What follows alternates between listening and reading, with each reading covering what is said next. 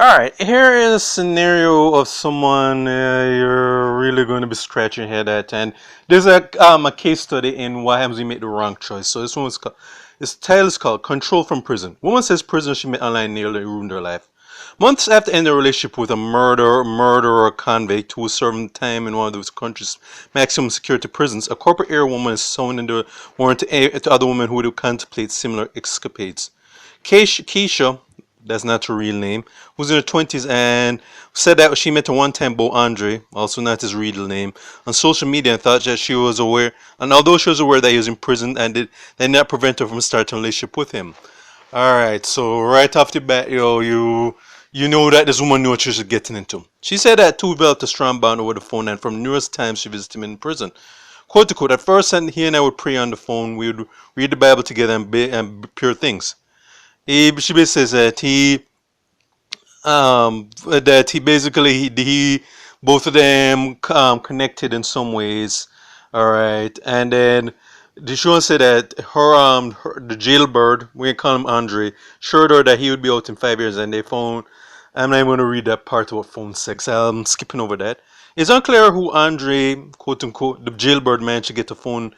Your phone is as under Jamaican law is illegal for instruments to be in possession of prisoners, meaning that his criminal links slipped him a phone, or probably a guard that he paid off slipped him a phone. They know how he got it though. They're just not saying it.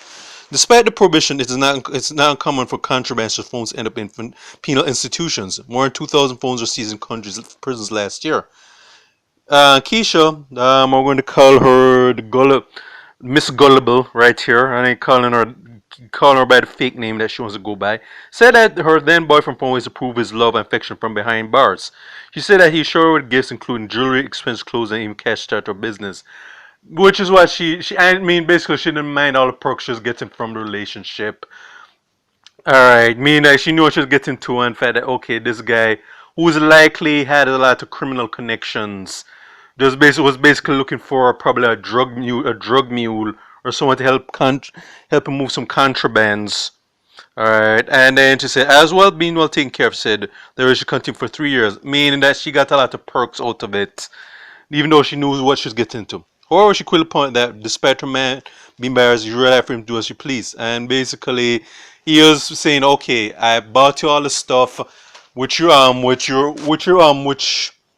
basically that you didn't mind, had no problems with getting, but now that there's an expectation I have my end that I now own you basically. So if you don't act right, you know what's going to happen. All right, because he didn't give her all that stuff or to the goodness of his heart. He was just basically saying, okay, I'm hooking you in because I want you to start being. You're going to be my new criminal accomplice, and so in order for me to give you all this free stuff, you owe me. That's what Jailbird was saying. Alright, and then she was realized how possessive he became. Alright, and he said that he became so possessive these at times since someone to her home to find out what was happening to her if she could not reach her by phone. Yeah, he's basically saying that he considers her as property. And if she basically think that okay, you can just me giving you all this stuff to help you is going and you're not really going to act right, there will be consequences. According to Miss Gullible, or Miss Opportunist, I'm going to call her, she only got peace that became a Christian set to ignore things of the world. She changed her telephone number, cut all forms of communication with the jailbird. Looking back, Miss Opportunist said that she considered her a lucky woman. The decision to follow Jesus in her death so come deadly, meaning that she knows that the jailbird was going to basically take was going to he was going to send one of our criminal associates to take her out. Yeah, that they wouldn't have that if things had continued the way that they're going, there would be her picture would basically be in the newspapers as someone had gone missing, and if they're looking to find her body, you basically know how it would have end. What would have happened? How it would have played up? Yeah, she know that she's going to end up like a lot of those murdered women who take up with these criminals willingly. So yeah, she said, okay, I want to live to die of a natural death. So I'm just going to get what I can. But as it's a case study because First off the bat, Miss Opportunist, I call Miss Gullible, but Miss Opportunist, she knew what she was getting into. She knew that, okay, this guy was a criminal. I mean, like, or even if she was naive enough, all right, and didn't know what this guy was in for, like you say, he was in for murder. She could have had enough sense to do a background check. I mean, they don't really need to have a PI or so on. You could have easily thought and said, why is I close this guy behind bars? I'm sure he told her some reasons that would have painted him as a victim, of course, but she should have enough sense of intuition to say, you know what, even though, yeah, there are cases where people who are unjustly put behind bars, there are cases where even when they know that these people are not angels of virtue, some people are stupid enough to still go ahead and still get involved in that lifestyle. Cause, and the thing is, what happened is the fact that this guy financially helped her out, which is some, even maybe she said, even she didn't set out to that when she started being involved with this guy. She didn't mind it. She said, okay, yeah, I know this guy is a criminal behind bars. I know that is most of the money or funds that he's giving me came through some illegal means, of course. Because most of the time it's something like this guy was a don or a high profile or like a gangster with connections.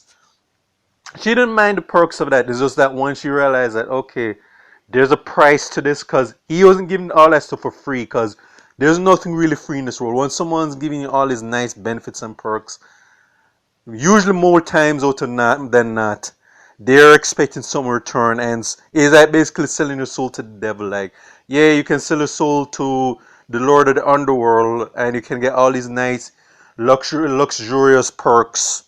All right, but at the end of the day, when the devil comes to collect your soul, you know that is not going to be a pleasant thing. Because because the thing is that the devil is going to say to you, when it's time to collect what's owed to me, you better give it to you know, I better get what you better honor your part of the bargain, even though you're not going to like like the part where you have to.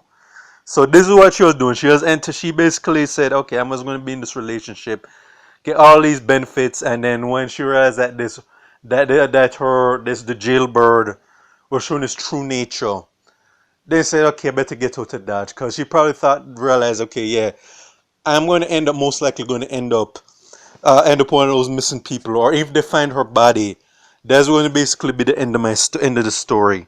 All right, because you know a lot of these dangerous criminals get down.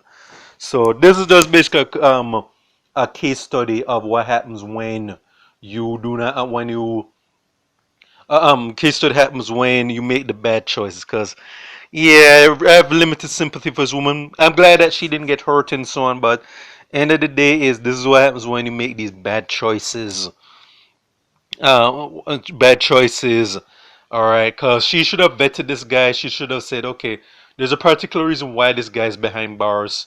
All right, and yeah, Dick was, oh, he probably gave the impression that probably he was innocent or probably he was a changed man. But if you're truly a person of God, God would basically say, I show you the person's true nature. And this woman basically for his true nature. And the things, even though she cut off our contact with the jailbird, he has not forgotten about her. Trust me, if she will be having to look over her shoulder for the rest of her life, because the jailbird, I'm sure, has not forgotten about her.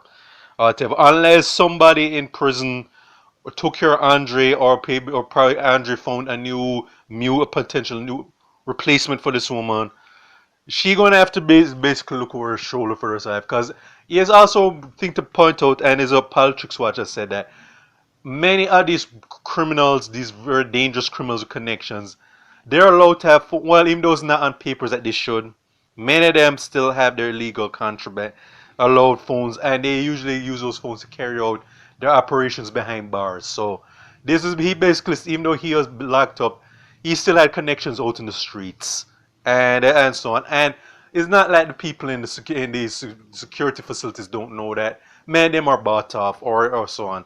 Many of them know that these guys have phones, but many of them are just either look the other way or paid to look the other way. And some of them are even on the payroll of some of these incarcerated felons. And that's pretty much what I have to say. So this is an object lesson and story what you don't want to do. All right, and people, like I say, when you know someone's involved in a certain bad lifestyle, and don't mess with that person. If the person generally wants to change, encourage that person to change. But again, that's something that's to be earned, not just given out. And that's all I have to say. This is for State of Jamaica and the Caribbean. Check out my YouTube pages, Miles Gleason Farron, Masters Productions, Your Thoughts of Miles. All right.